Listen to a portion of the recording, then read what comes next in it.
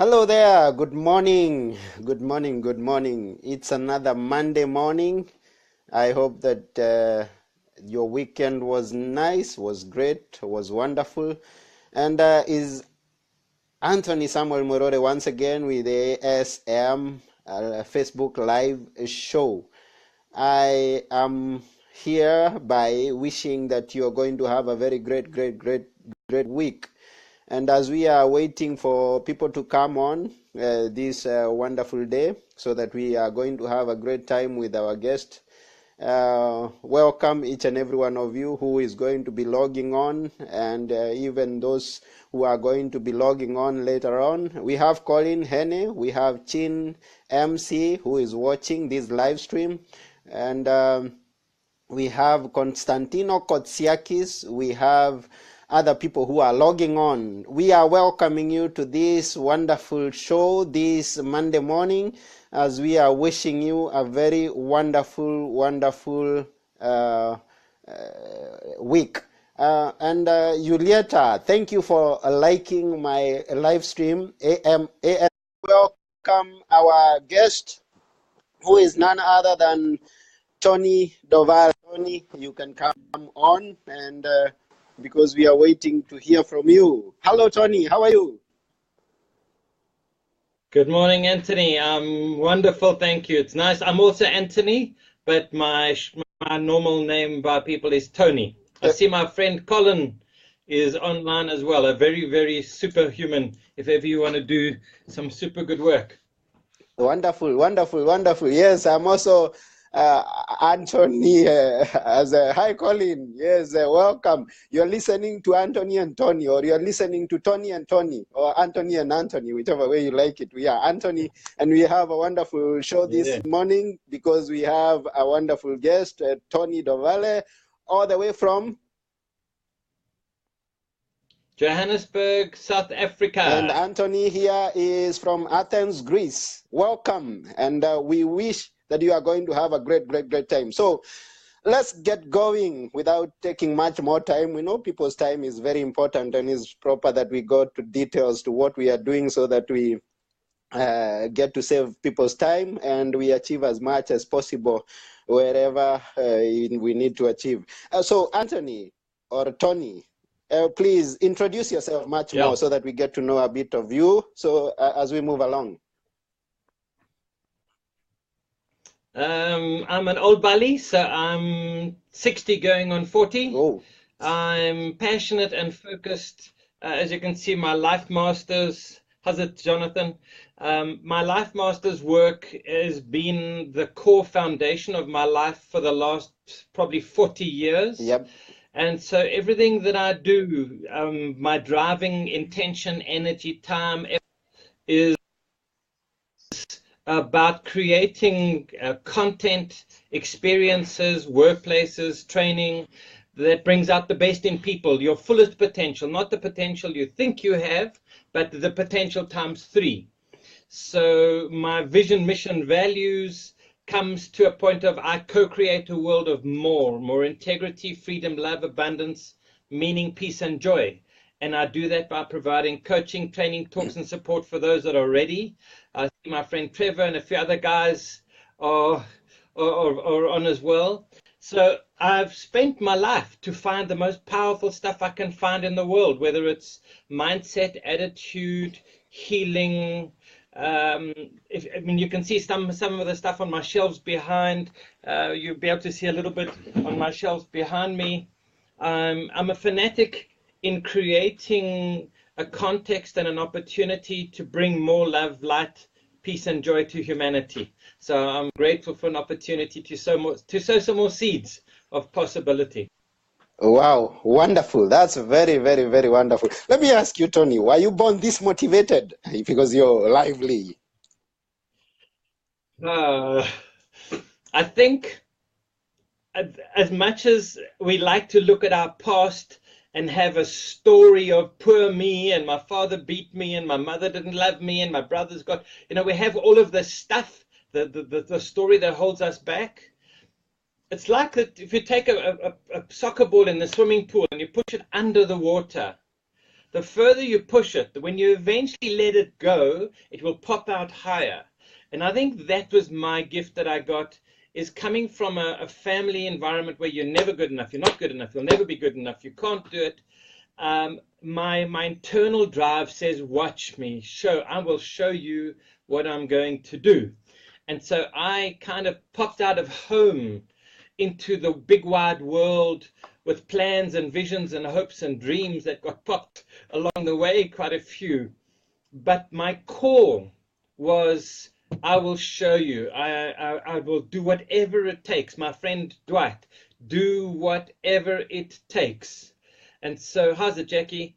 And so that's my philosophy. I don't enter a race to come second. I mean, if you're going to enter the race, give everything you got and some more. So if I don't know it today, I will know it tomorrow. And that's my blessing, is I manage here. This biological computer, we've got all of these little phones and big PCs and that.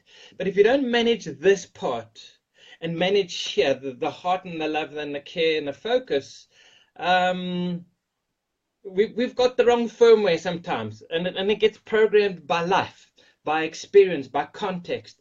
Even even a good person in a bad workplace can get contaminated in their thoughts and feelings, and eventually their swords get blunted. So I think for me, the question is, why am I like this? It's my identity. It's at the core of my soul, of this is who I am. I am that I am. It's a very powerful process. And I think that's, for me, it's my identity. It's not a belief. It's not a value. It's not a business. As much as I have CDs and books and all of these kind of things, it's what I do. Every second of every moment, whether I'm awake or asleep, my core identity is that I am a light bringer. I am here to create a better place for me, for we, for us. And Wow. so I always have the fuel.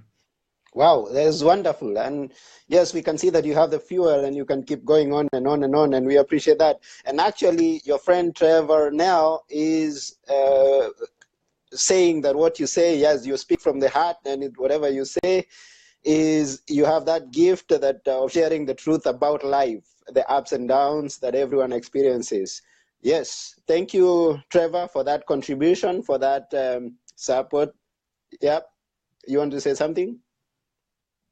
I'm very lucky, because the friends I have that are watching now, some of them, are the ones that drive me to bring out the best, because I know that they bring their best. And if I'm going to be any value to humanity, I need to wake up. You know the story of the lion and the buck in the African bushveld? Do you know the story? Sorry?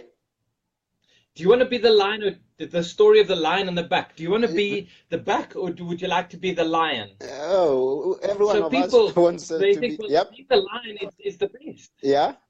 But when you're a lion, as the sun comes up over the savannah, you've got to put on your boots and get yourself running, and you've got to get out into the field. You've got to run like crazy, because if you don't catch a buck, you're not eating. Yeah.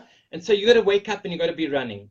But the buck, people think, the buck's not so safe. But the buck, you've got to wake up, you've got to put on your boots, and you've got to run like crazy, because if you don't, the lion's going to get you. So either way, whether you're a lion or a buck, you got to wake up, put on your boots, step up, show up, and you got to run like crazy. Either way, because if you want to win and succeed, that's the only way to make sure you're ahead of your pack. Yeah. Very Sorry, I've good. just got a friend, Emmanuel in Melbourne, my Nigerian guy, that's trying to talk to me as well. Yeah, I So understand. I for think me, I see that you're quite on demand. Now, let's go back a bit. There is what you talked about. Yes, it is still about the same story, but when you're talking about up here, yes, we always hear is as a man thinketh, and there's a very famous book that people we would recommend people to read, As a Man Thinketh by James Allen. It's very wonderful. It all starts from the mind, and if you manage your mind, you can manage your life. That's what I believe that you base your principles on. Yeah, go on. so if you don't manage this biological machine, it will Mm-hmm. eat you. Yeah. Unfortunately, very few people, we don't, at school, we're not taught how to use the mindset. We're taught skills. And you go to university, we spend millions on skills. But a Yeah, highly skilled person with a bad attitude, bad mindset, low self-worth, low self-esteem, low self-confidence has got no chance of succeeding. And so that's why I've created a whole framework, a Formula One success insurance framework, which is a foundation, because everybody that's listening, everybody in the world wants to be happy, healthy, wealthy, and successful. The problem that they have is they want to build this space without the foundation. And that's yeah, why their success seldom lasts. I know guys made 500 million. And in 4 or 5 years, he spent and lost 530 million. But if you don't have the right foundation in the 6 areas of your life, you're not going to build sustainably. And so everybody wants it now, immediate gratification. Give me, give me, give me now. But unless you can manage this, because even with lots of money, there are people that are unhappy, unhealthy, they blow their wealth, they're into drugs and stuff. So people think money will solve their problems. If you have no oxygen, if you have no money, some money will be great. But if you've got the basics, the fundamentals, more money isn't going to solve the problem. Money is just an amplifier of the stuff that's running in your head over here.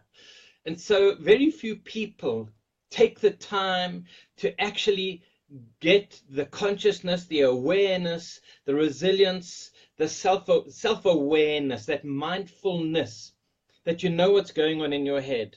And so in the work that I do in my success insurance and my life master stuff, we become the antivirus for the thought virus, because that's the problem.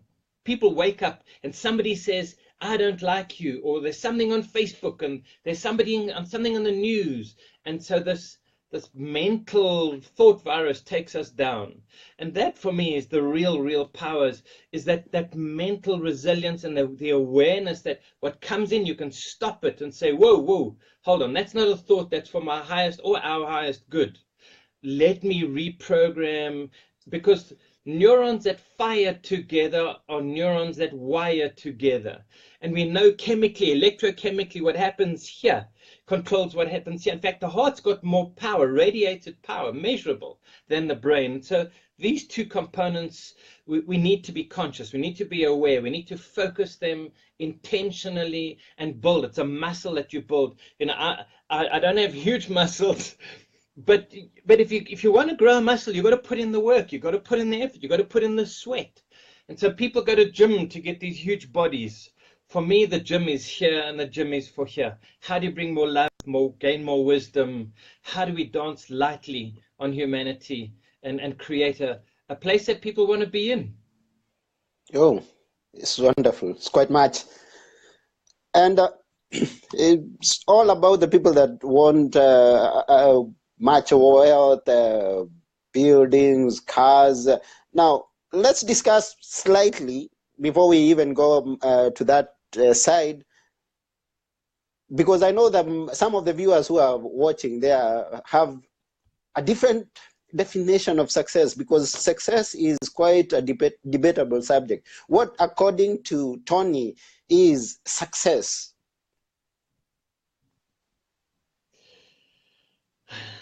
When I was young, and I was 19, 20, I used to work at an executive car company selling Ferraris, Lamborghinis, Porsches, Rolls Royces, Panteras, De Tomaso Panteras. And so I used to see the guys coming in with all the money and do you know who I am?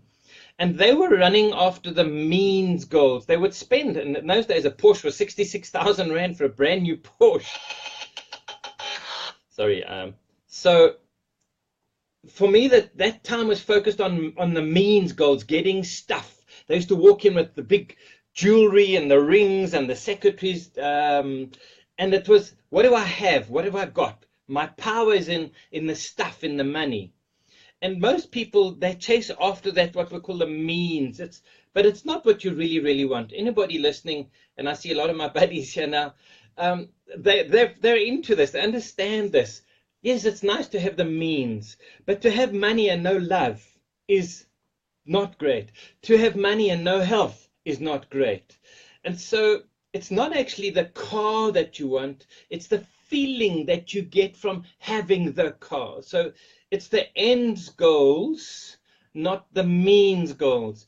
The challenge that we have is we are so addicted to that adrenaline rush and the dopamine hit that we get from succeeding. And when I was seeking and finding and getting, we're addicted to those means goals.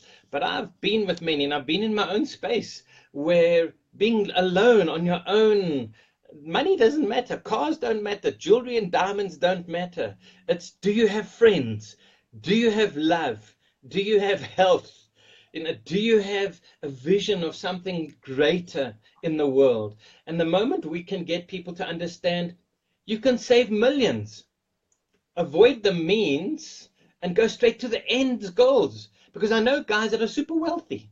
They got a 2 million rand Audi R8, but they're unhappy in their heart. They have no love in their space, or they have no health.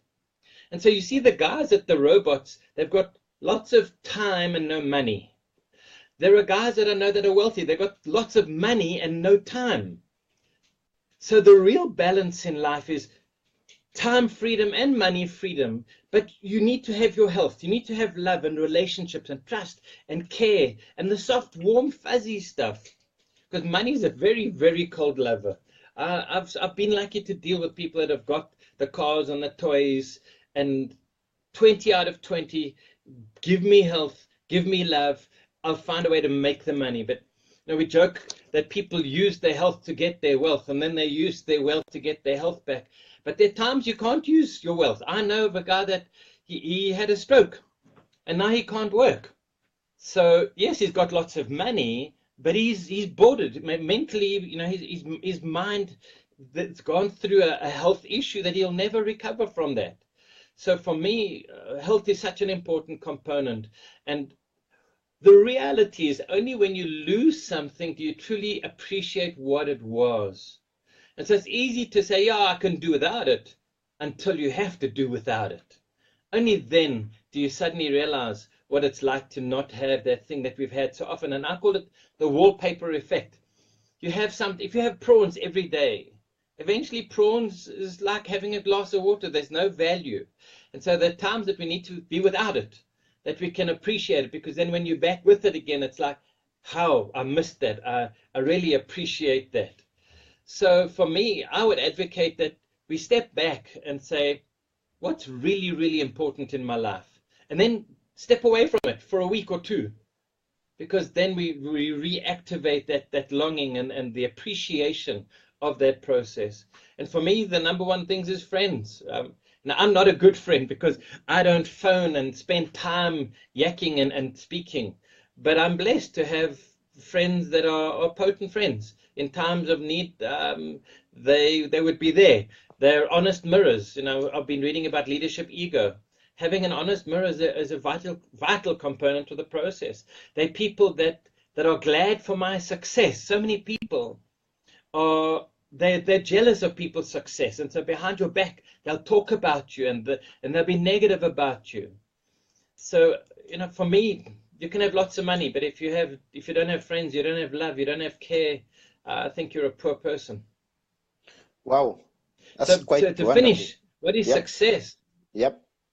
For me, a very simple line of success is love, that's health, and enough money to be able to wake up each day and bring freedom, love, abundance, peace, and joy to humanity.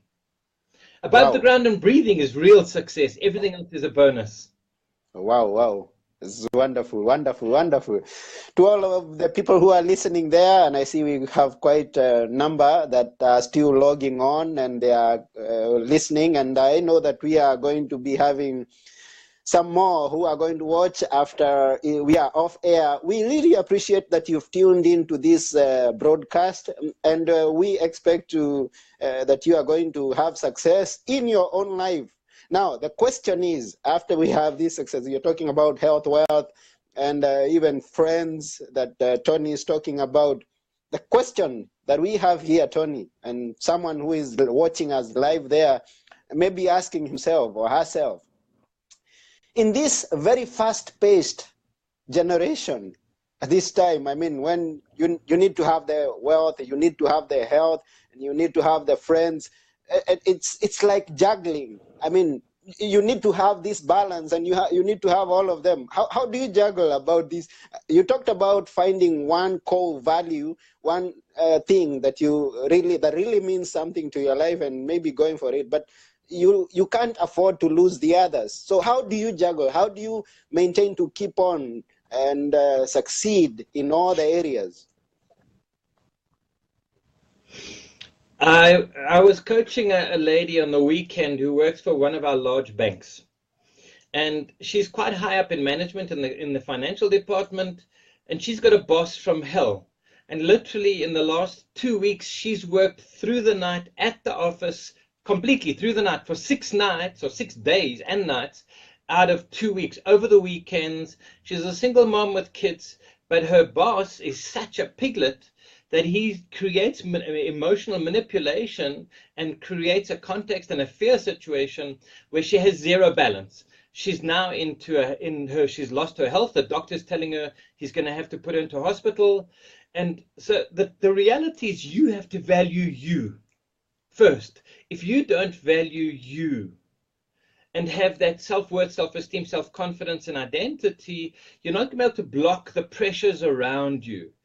And so in the reality of life, I love speed. I love power in a car. But you don't always have to have your foot flat in the corner going at 500 miles an hour. In fact, you need to slow down.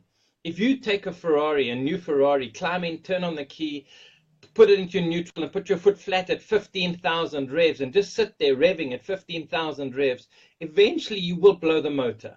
I don't care how good the thing is, but you will blow that machine up. So you have to be the one conscious enough and caring enough to say, whoa, let me come off the gas. I work with a lady's content from Australia, a professor, and she, using one question, she clarifies the potential profitability of an organization.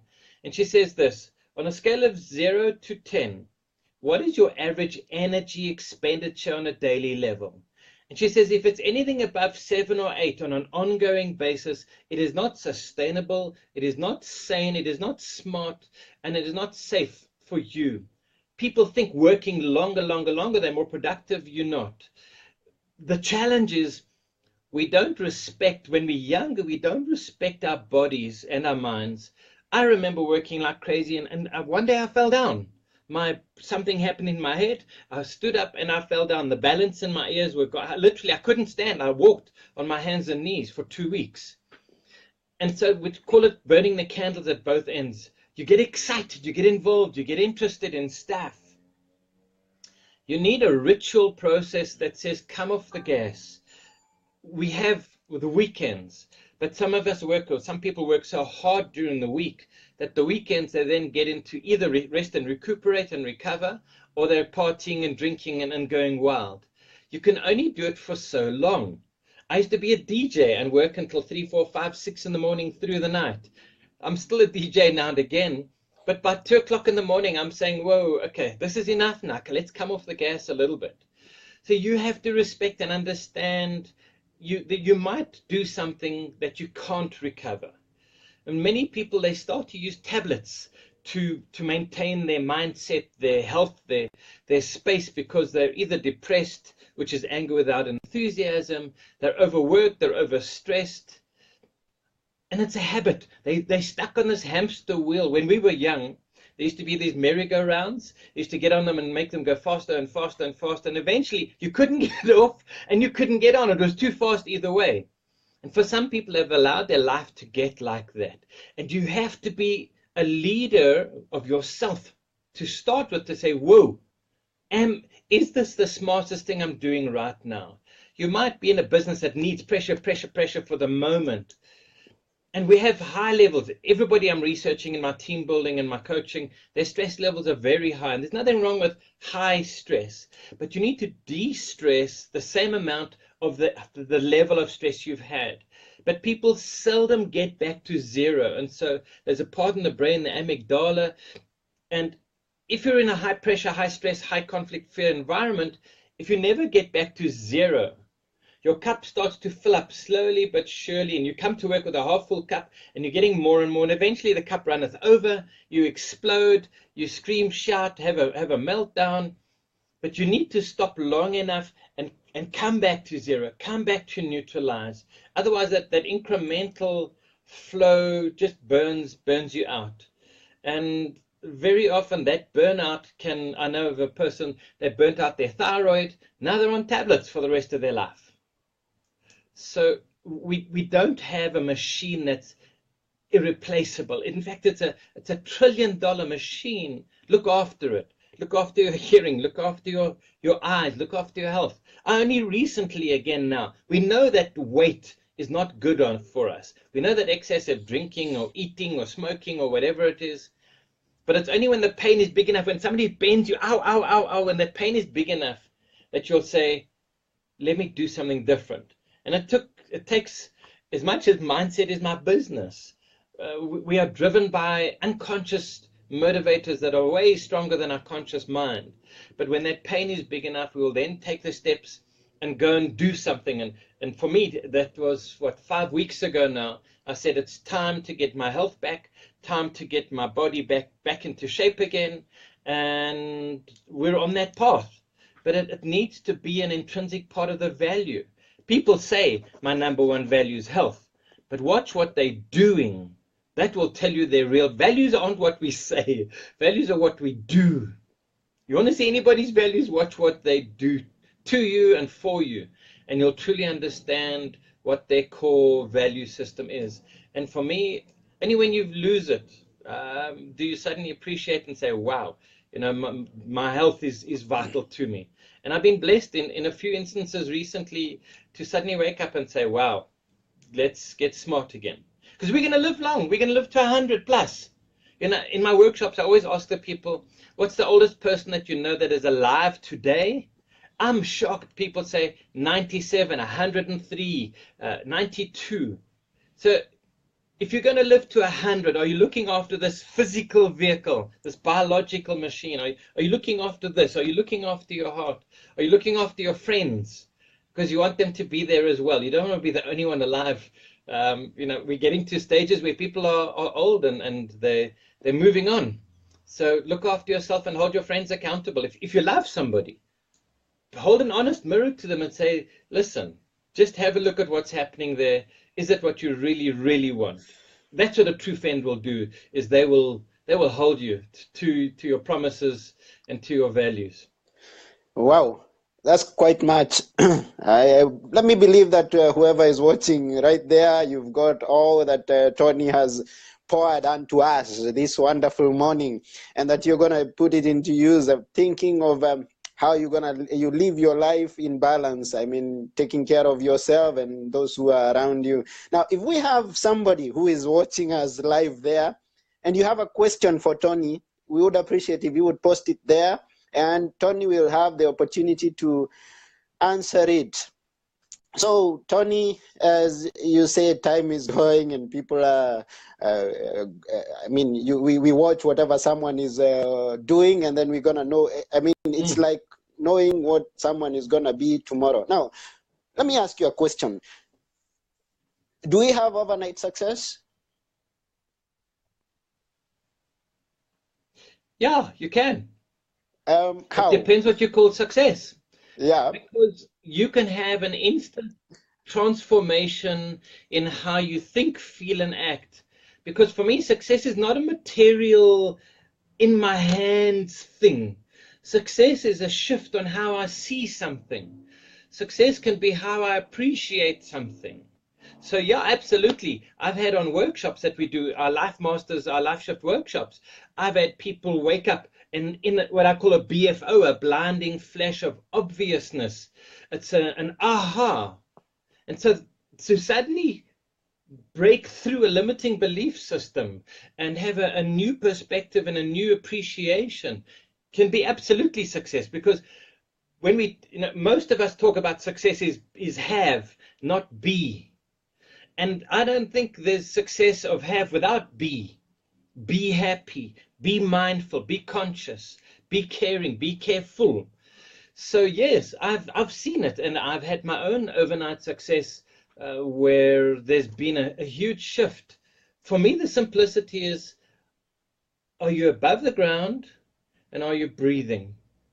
If you are, you're successful.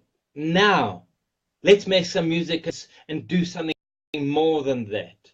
So I'm always successful with that rule. But people make rules where they put their bar for success is: I must have a 1 million rand car, I must have a 3 million rand house, I must have 5 million in the bank, I must have 40 friends, I must have 3% body fat, I must have, I must have, are the rules. And the problem is they never get that feeling of success because they've got all of these rules, and often put in there by their community, by their culture, by their family, by their religion. For me, my success is simple. I wake up each morning, I look around me, I'm breathing, I've got 10 fingers, 10 toes, I'm a success. Now, let's see how we can dance for the rest of the day. You can be in a second success. But you have to manage this egotistical programming that's running, these thought viruses. If you get a virus in your machine, you can run Norton or one of the antiviruses, ESET, and in a second it'll find that virus and it'll say, weg is hy, goodbye, gone. That's how quickly you can become successful. Oh, okay. We get that, Tony. And so it's like that person that wins the lottery that I've always had. Someone has won a million euro, $1 million, million rands, the lottery, depending on where you are. They have had an overnight success. So that's what I believe that you're agreeing with, that yes, you can have an overnight success. You bought a lottery ticket and you won a million. If $1 million or million rands is what you define your success as. Now, the question is, after you have an overnight success, we've had examples of people who've won lotteries and 2 years down the line, 5 years down the line, they are back to where they were. They are beggars. If they were beggars before, if they were struggling before, they go back to struggling. What happens here? All the research around lottery winners says that probably 90% of people that win money are going to be worse off or in the same place within, like you said, 2 to 5 years. Yeah. And the reason that happens is because they get stuff, but nothing changes in here. Their identity doesn't change, their beliefs, their values don't change. So now they've got this big bucket of money. Their old rules, the old values that got them to be poor in the first place are still running them. There's a joke of how do you what I'm trying to think of the joke about, how do you make a million? You give somebody 20 million. How do you make a small fortune? You give somebody a big fortune and they will waste it and squander it down to a small fortune. And so there are people that you can give them an old dirty car, and within 6 months or a time period it will be clean, it'll be shiny, it'll be running efficiently. There are a brand new car, and within 6 months it'll be ugly, dirty, dusty, and not running at all.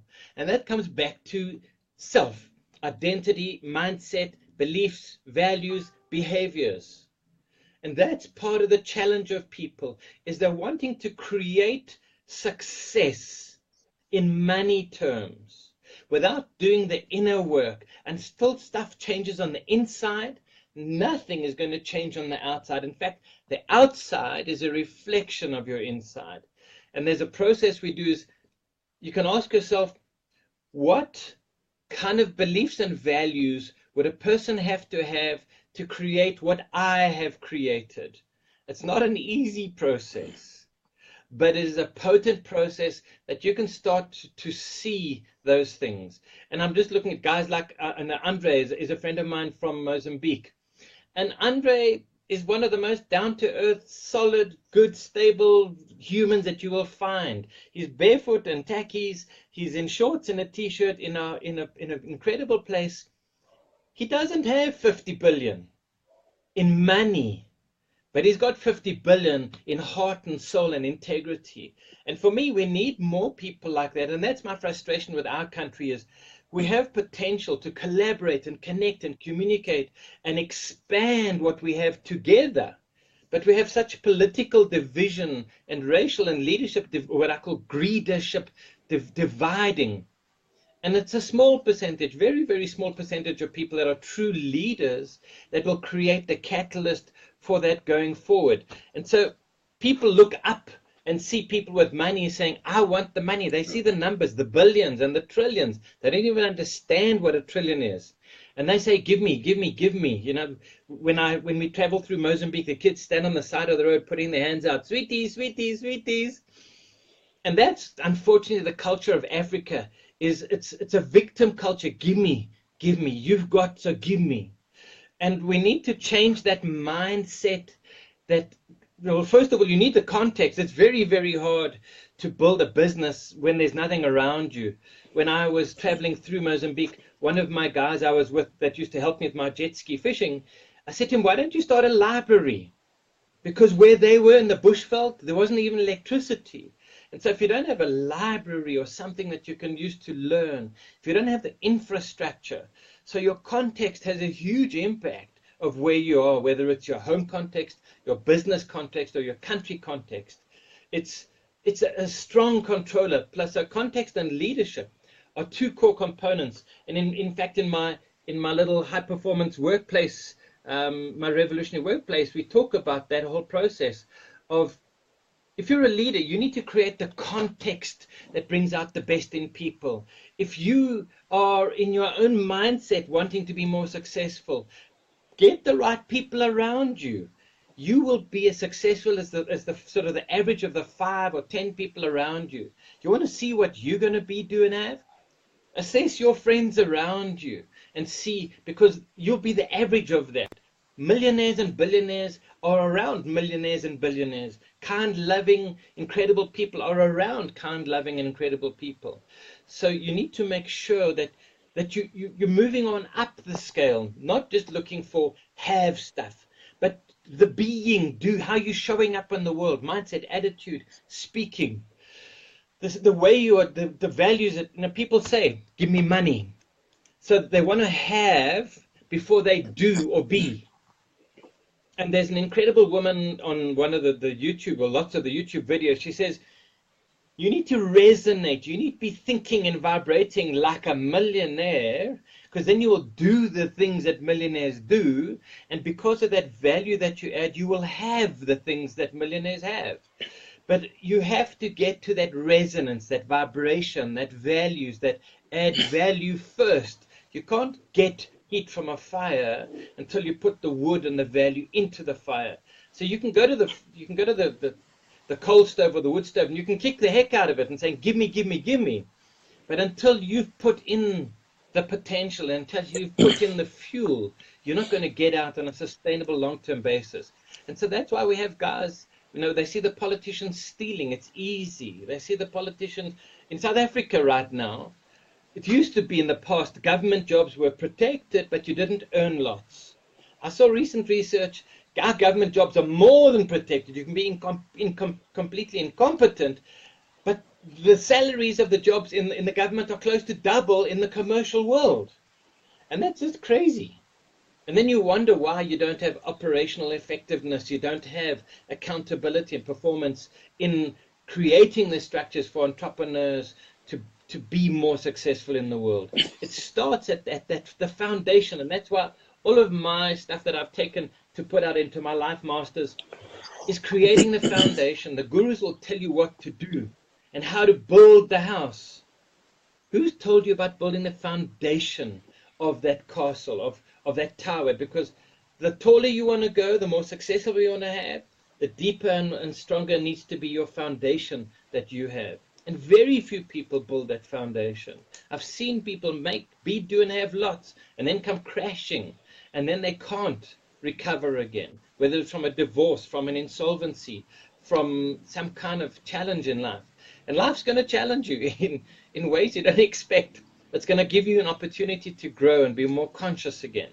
Many people don't get conscious. They get angry. They get Twitter and bisted and twitchy and bitchy, and then hit alcohol or hit anger or break away. But we need to be a lot more conscious. I research extensively, But there's so much. The web gives you access to anything you want instantly now. But how much of that is wisdom? Knowledge is about, look how strong I am, look how clever I am, and the ego. Wisdom is about the questions. It's dancing with questions that make you think more deeply and become much more aware. When one of my friends had the stroke, he was a left brain accounting guy, always into the non-touchy feely kind of stuff that I'm into. And I used to always talk about the near-death experiences, when you die, what happens. And he said to me, he came back because he died and came back. And he said, I went down the tunnel of light and I met my folks there. And he said, everything you've been talking about is in fact, that's real. And so essentially the average near-death experience, the people go down some kind of tunnel when their soul leaves their body, whether they're in an operation or an accident or something. And they get to the gateway where they'll either meet Jesus or their avatar or their master or the angels or whatever they believe in. But if you're going to continue through, you'll be asked two questions. Number one, how much wisdom did you gain while you were here? How much wisdom did you gain while you were on the planet? And so think about that. How much wisdom are we gaining each day? Number two is, how much love did you bring? Not love your neighbor, let's go. How much love did you bring to humanity, to the people that are different from you? And the third one is, are you ready to receive back what you perpetrated on others? Not as a punishment, but to wake you up, to be conscious, to be compassionate, to be comparing, to tread lightly on humanity. And so that's how I live when I wake up in the morning. It's, some people wake up and say, good God, it's morning. Or others wake up and say, good morning, God. Thank you for the opportunity. And my thing is, how much wisdom am I going to gain today? How much love can I bring? And make sure that I'm conscious and I'm treading lightly on other people when I interact with them, so that when I do pass on to the next level, whatever I receive back will be a whole lot less than I would be if I was unconscious. So for me, the wisdom as I've got older, yeah, it's nice to have stuff. It's nice to have a new car and a house and go fishing and doing all these things. But it's nicer to have love. It's far nicer to know that you have care and compassion and connection in your life. It's nicer to wake up and not have aches and pains and worry about or have to wear glasses. I'm only now starting to have to wear glasses at nearly 61. So I do the exercises because it's something I want to keep without having to wear glasses. And health, we know health is important, but I don't do everything every day. And I'm now starting to do those kind of things to say, be more aware, be more conscious, be more focused, little nibbles every day. So for example, if you want to change a habit, link a new behavior to an existing habit. So most of us brush our teeth every day, and most of us do something in the morning in the kitchen. So whenever I brush my teeth, I do squats. I do 15 or 20 squats. I'll have a glass of water when I go and brush my teeth. If I'm in the kitchen waiting to do my breakfast, I'll do push-ups against the bar, against the counter in my kitchen. So every single day, I'm adding and incrementally improving some aspect, because this is the most valuable vehicle you got here. We need to look after this vehicle, because if you don't look after it, no money is going to get a replacement. As much as technology is here, no money is going to bring a replacement. And so as the artificial intelligence comes into the world, we've got to become more intelligent and astute with how we use us, how we use our thinking, our feeling, our love, our care, our consciousness. And we have to create a future not just for us. What people don't understand is many people think when you die, that's the end of it. What happens if you're going to come back and you're going to have to experience all of the mess up that you've left? We worry about our next level of children and their generations of no food, no water, no electricity, no leadership, no whatever, no oxygen. But what happens if, just think, what happens if the reality is that you will come back in 50 years' time to a world that you've left in a shambles? And so whether you're coming back or not, whatever you believe or not, I believe in the Hawaiian principle that says, leave the world in a better place than you found it. Do Exactly. something simple. If every one of us pays it, I love the movie Pay It Forward. If every single one of us pays it forward today, and that's my challenge for the guys online today, Do 3 random acts of kindness. When I had the radio station, we started this in 1994. Do 3 positive random acts of kindness just because you can. And on the condition that those 3 people do the same, if we can start that ripple, we can transform the world. But it needs everybody to be a leader. It needs everybody to be accountable, to stand up and to take that action and to be the kind of person that says, I will show I care. I will be the one. I will be one that brings that ripple, that expands the ripple. I will be the one that expands the potential of myself, of the people in my space. We need more leaders. We need to stop the greeders. Unfortunately, we've given power to the political greeders. And if Africa is going to be, do, and have and thrive, we need people to stand up and say, I'm worthy, I'm valuable. Let's together build something for ourselves, for our children, for our children's children. Wow, wow, wow, wow. Tony, that's quite some bulk knowledge that you've downloaded down there to all the viewers who are watching there.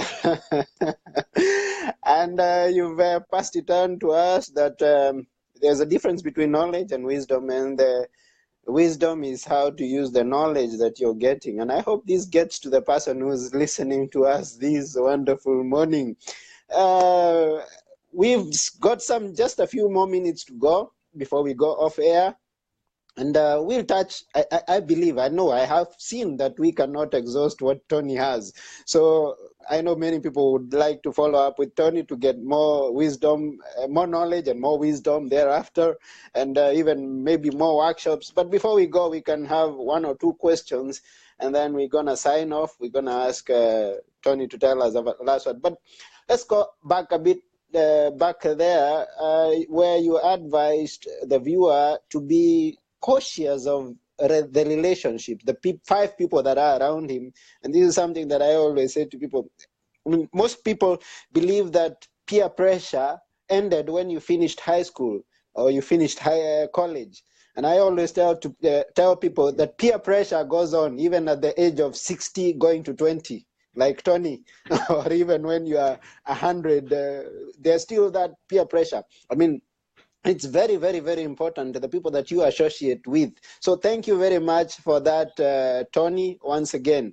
Now, you're talking much about Africa. You are in South Africa. You've been to Mozambique. I don't know which other country you've been into. And you've talked about the mindset that people have, this mindset of give, give, give, give. We are expecting, and many more mindsets that put not only Africa. I've seen other places that people have negativity, have some what do we call pessimism. Sorry about that word, pessimism. I got it. Okay, and they don't believe in a better future. Yeah, they are pessimistic. And the question is, this I'm putting forward to Tony, who is giving us some knowledge and to increase our wisdom this morning. The question is, yeah, do we still have hope? Yeah, there's always hope. And the hope is the fuel that gets you to get out of bed each day and keep on building and digging and growing and moving forward. Without hope, people give up. And so there is always hope. In fact, right now in the world, if you look how the governments are changing, whether it's America, how that whole governmental structure and the deep state has been removed and has been blocked from doing the global domination that they were doing. In South Africa, the president has changed. Now, from trillions being stolen, we have a new president we'll have to see. There are 2 other leaders in Africa who sold off vehicles and stopped wasting the money. So there's a new energy, there's a new vibration, there's a new consciousness that says, no more are we going to allow ourselves to be commercially raped and abused. It is our together collective resources. And so the challenge is, as much as there's this hope and opportunity, it's like a baby when you go to the counter and you give the baby a sweet. The moment you take the sweet from the baby, they're going to scream and shout. And so the greeders and the dark side are going to scream and shout. And that's fine, they can do that. But the more we stand together, the more we build a positive can do, make do, go do mindset, incrementally, day by day, one at a time, we are going to start to shift that mindset into a more positive approach, get rid of and the contamination and the contamination and the pessimism. But it takes one to make three, to make nine, to make 27, to make, whatever 97 is. And so that's why, for people that are listening, I'm happy to give away a free copy of my book online. You can send me an email and get hold of me, and I'm happy. It took me 35 years to write my book, from decision to action. And that's what I'm imploring people today is take action today. We've only got now today. Pay it forward today. Do something provocative, something thought-provoking, something powerful. What we talk and talk, but it's about walking the talk. It's about taking the action. It's about breaking the big goal down into smaller nibble-sized goals, and every single day irrevocably taking that step forward. And so we build the castle brick by brick on a strong foundation. We need to have the hope to take every morning to put the next brick, and the next brick. And eventually you will wake up and you will have a castle. There's that story of the guy near you. In fact, in one of the buildings in Greece, he's a tourist. He's walking through the town. It's raining. It's miserable. It's early in the morning. And there's this guy chopping on the bricks. And he says to him, "What are you doing, sir?" He says, "Can't you see I'm working?" He says, "Okay, sorry. He goes a little further. And there's a guy also chopping on the bricks. He says, "What are you doing? Can't you see I'm building this building?" And the rain's running down. And he says, "Okay, sorry." And he goes to another guy. He's there in the rain whistling. He's working away, but his pile's 5 times bigger. He says, "Sir, what are you doing?" He says, "Can't you see? I'm building this beautiful cathedral for my people." And that's the thing is, we're doing the same stuff. Some with a bad attitude, a negative attitude, a pessimistic attitude with no real hope. They're doing because they have to get some money. And on the other side of the scale, there's meaning, there's value, there's a contribution to something bigger than themselves, not just me. It's a me, we, and us. And that's the reframe that's got today is, what are you bringing for us, for the future? What are we doing? And it's easy to say this when you've got oxygen. If you've got no oxygen, nothing else matters. So step one is make sure you have oxygen. Make sure you have food, clothing, some basic shelter. And then step number 2, start to add value to the world, to a bigger thing than you. But show up with a positive attitude. There's nothing worse than being around negative people, even with or without money. It's like pass, energy vampires, goodbye, go out of my life. I'm not good to tolerate energy vampires, because you get the guys that they're twitchy and bitchy and bitter. And so for me, it's everybody brings happiness in this world. Every single person brings happiness. Some bring happiness by coming into the room, and others bring happiness by leaving the room. It just depends. Which one are you? Do you bring happiness by coming and joining the group, or do you bring happiness by leaving and departing from the group? And so for me, that's my message is, wake up. Choose love. Unhook the baggage, unhook the past. And that's all of my work and stuff that I've got is about unhook the past, confront the stuff that you've been too scared to confront, tame the dragon. And then, like the alchemist, what are you here to do each day? For me, to co-create a world of more integrity, freedom, love, abundance, meaning, peace, and joy, by providing coaching, training, talks, and support for those who are ready to go to the next level. Some people are not ready for my work. They're not ready for my Phoenix and Dragon Slayers and Alchemists. They're not ready for my revolutionary workplace stuff. And that's okay. But for those that are ready, my challenge is for you to take action today. All your promises, your threats, your dreams and hopes, take action, a provocative, potent step today, tomorrow, and the day after. But it's time. I can only tell you, all you have is now, and it's time. Wow. Wonderful. That's very, very, very wonderful, Tony. We really appreciate that you've talked to us this morning. You've given us quite some, as I say again, power knowledge, which we are gonna like to go and utilize. Our time is over. We have to sign up off, and we want to appreciate each and every person that has been watching this live stream this Monday morning. And we look forward to hearing stories from you that you have achieved your life. You can see the revolutionary workplace there that Tony is displaying. He's got some freebies, I believe. And Tony is going to post the links to the websites that he has. And if you need to follow up with Tony, maybe have him come and do a workshop in your place, in your organization, in your school, your college. I mean, this is quite some value that Tony has there, and I believe that is going to be very, very useful to this generation as we are going to revive the hope that could be have been lost in some areas in your life. So, parting shot, Tony, and we are off air. Say something last, and we say bye. We are all worthy. We are all valuable. You don't have to do anything to be worthy, value, or accepted. Unhook the past. Time to handle the present. That's all you have. It's a gift we have right now. And for me, the thing is choose love. Bring light, bring love. And let's thank you. Build that flame of hope into a furnace of success. Wonderful, wonderful, wonderful. Thank you very, very, very much, Tony. I can't find just the right words to tell thank you to. And I say this even on behalf of every viewer who has viewed us this wonderful morning, and all those who are going to view it after we are off air. We thank you very, very much. And we wish you a wonderful week. We wish all the viewers a wonderful week.